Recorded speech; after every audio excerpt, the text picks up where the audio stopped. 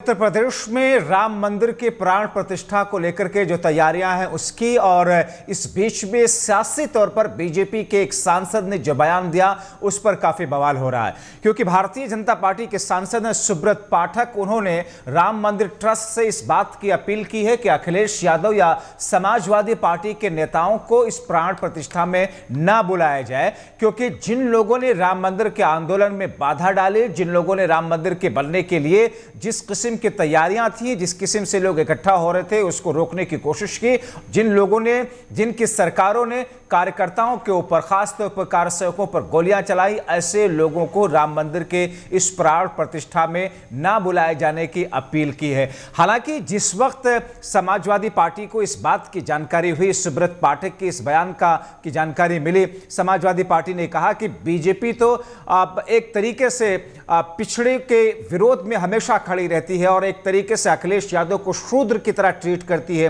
क्योंकि जिस तरीके से 2017 में जब बीजेपी की सरकार आई तो फिर सीएम आवास पर वहां पर शुद्धिकरण कराया गया, अखिलेश यादव को एक शूद्र के तौर पर ट्रीट करती है। आइए आपको सुनवाते हैं भारतीय जनता पार्टी के सांसद सुब्रत पाठक ने क्या कहा और उस पर समाजवादी पार्टी के नेता ने क्या पलटवार किया। जो कभी मंदिर न बनने पावे, इसको लेकर तमाम सारे अड़ंगे लगवाते थे, मंदिर के विरोध में सुप्रीम कोर्ट तक में अपने वकील खड़े करवाते थे। यह लोग किस प्रकार से परिहास बनाते थे कि मंदिर वहीं बनाएंगे, तारीख नहीं बताएंगे, भारतीय जनता पार्टी को इस प्रकार से चिढ़ाते थे।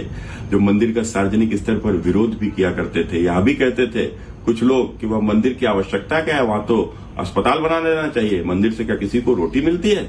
और खासकर उत्तर प्रदेश में तो समाजवादी पार्टी ने तो हद ही कर दी, जब वहां के ऊपर निर्दोष राम भक्तों के ऊपर गोली चलवा दी। एक निर्मम हत्याकांड वहां के ऊपर जिस प्रकार से राम भक्तों का कराया गया समाजवादी पार्टी ने, उसको लेकर आज तक समाजवादी पार्टी ने माफी नहीं मांगी है। माफी मांगना तो दूर, बल्कि गर्व से कहा और है कि हाँ, हमने गोली चलवाई थी। और तो और समाजवादी पार्टी किस प्रकार से उत्तर प्रदेश में हवा में उड़ गए जय श्री राम का नारा लगवाकर हमारी आस्था को बार बार अपमानित भी करने का काम करती थी। मैं श्री राम मंदिर ट्रस्ट से यह निवेदन करूंगा कि वो हर सनातनी जिसकी भगवान श्री राम में अगाध आस्था है और वो किसी भी राजनीतिक दल में हो, आप उसको जरूर बुलाएं, लेकिन ये समाजवादी पार्टी जैसे राम भक्तों के हत्यारी, और जो आज तक जिन्होंने समाजवादी पार्टी के लोगों ने माफी नहीं मांगी है, ऐसे लोगों को मंदिर बुलाना तो दूर, अगर मंदिर आ भी जाए तो इनको मंदिर में घुसने ना दिया जाए, और जब तक यह माफी ना मांगे तब तक भविष्य में भी इनके ऊपर मंदिर आने के लिए, अयोध्या आने के लिए बैन लगा दिया जाए। बहुत बहुत धन्यवाद। बीजेपी सदैव पिछड़े, दलित, आदिवासी, अल्पसंख्यकों को अपमान करती चली आ रही है। इसी से अंदाजा लगा सकते हो, जब माननीय अखिलेश यादव जी चीफ मिनिस्टर पद से हटे और मुख्यमंत्री पद से जब हटे, तो इसी बीजेपी ने, योगी जी ने गंगा जल से घर धुलवाया। तो हमको तो अपवित्र मानते हैं ना, पिछड़े, दलित, आदिवासी, अल्पसंख्यकों को तो अपवित्र मानते हैं।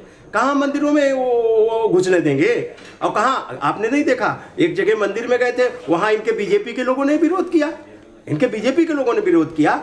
तो ये लोग पिछड़े, दलित, आदिवासी, अल्पसंख्यकों को तो ये हीन भावना से देखते हैं। इसी से यही प्रदर्शित होता है, पिछड़े, दलित, इसीलिए तो माननीय अखिलेश यादव जी ने पीडीए बनाया, और यही पीडीए एनडीए को हटाएगा। इसीलिए माननीय अखिलेश यादव जी से डर लगता है। और इनकी तो सामंती सोच है, इनके तो सामंती सोच है, और सामंती सोच के लोग हैं ये लोग। कहाँ पिछड़े दलितों को देखना चाहते हैं? हमारे साथ हमारे सहयोगी संजीव सिंह इस वक्त जुड़ रहे हैं इसी खबर पर ज़्यादा जानकारी के लिए, क्योंकि जिस अंदाज में हल्ला इस वक्त मचा हुआ है उत्तर प्रदेश में, जिस तरीके से सपा के नेताओं और अखिलेश यादव को ना बुलाने की अपील बीजेपी के सांसद सुब्रत पाठक के जरिए की जा रही है, अब ऐसे में समाजवादी पार्टी उस पर पलटवार करती हुई दिख रही है। समाजवादी पार्टी ये कह रही है कि साहब देखिए, बीजेपी की जातिवादी राजनीति यही है कि पिछड़ों को एक तरीके से शूद्र की तरह ट्रीट करती है। अब ऐसे में यह मुद्दा भी एक तरीके से चुनावी मुद्दे के तौर पर रंग लेता हुआ दिखाई दे रहा है।